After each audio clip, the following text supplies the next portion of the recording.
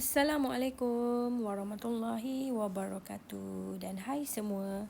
Alright, so hari ni teacher nak ajar pasal kita punya last chapter untuk form 4, okay, physics KSSM 2020. Okay, chapter 6. Dia pasal light and optics. Okay, sorry, last time kita tak sempat habis. So yang ni ialah lesson untuk 6.3. Okay. So the first one dalam chapter 6.3 ni dia explain about image formation by lenses. So lenses kalau bahasa Malaysia kita panggil kanta lah. Okay, so ada dua jenis kanta kat sini. And the first one ialah convex. Okay, the second one concave. Yang ni pun kita dah belajar masa lower form. Okay, so convex ni dia mesti dia punya curve tu keluar. Dan concave ni dia punya curve ke dalam. So kalau teacher nak highlight kan, so boleh nampak kat sini lah. Okay, so yang ini ialah untuk convex. Okay, kanta cembung. Dan yang ini ialah untuk concave, kanta cekung.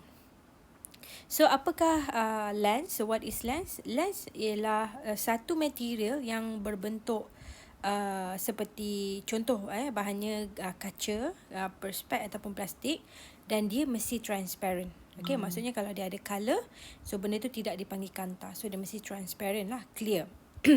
Okay, dan dia mesti ada dua surface. Okay, dan salah satunya mesti melengkung. So yang ni surface 1. Okay, teacher dah highlight kan. Dan ini surface 2. Ni surface 1. Dan yang ni surface yang kedua. So dia mesti ada dua surface.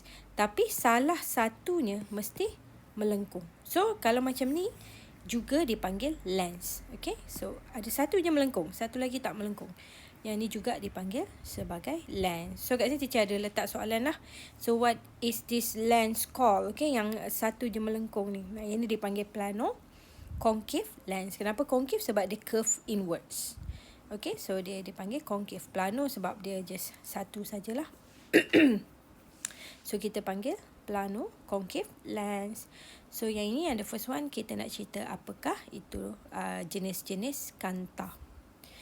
Okay, sekarang kita nak tengok sifat untuk kedua-dua kanta ni. Okay, kalau untuk convex lens, nama pun convex, jadi sifatnya ialah converge.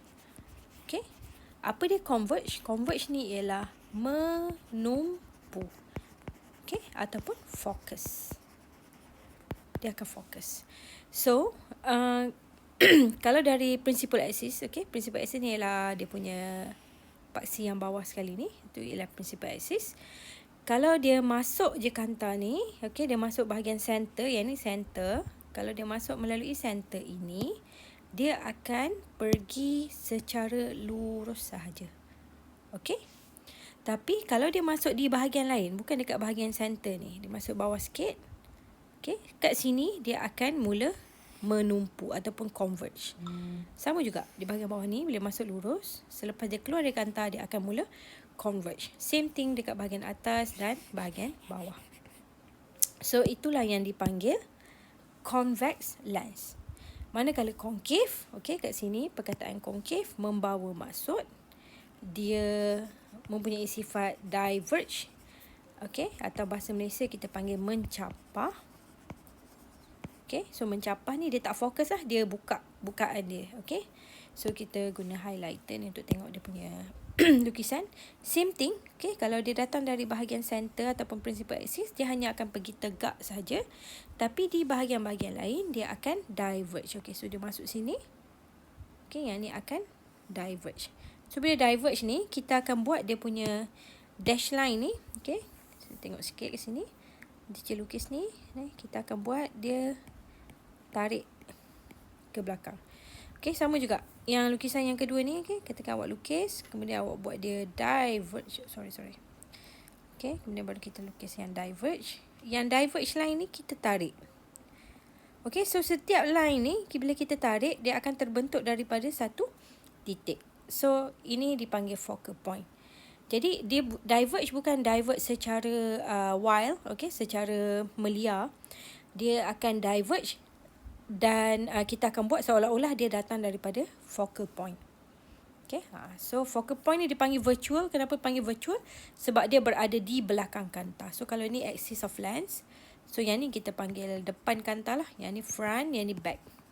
So, kalau objek ke apa-apa yang muncul di bahagian belakang aksis ni, sebelah kiri ni, yang itu dipanggil virtual. Okey, manakala yang ni, selepas dia bersilang tadi, untuk yang convex lens, dia point kat sini. Okey, dia bersilang kat sini. Yang ni kita panggil real. Kenapa real? Dia berada di bahagian front of the axis. Kalau apa-apa yang appear dekat bahagian sebelah sini, dipanggil real. Yang muncul di sebelah belakang ni, dipanggil virtual. Okey, sekarang ni kita fokus kepada focal point. Focal point ni ialah tempat bersilangnya garis-garis.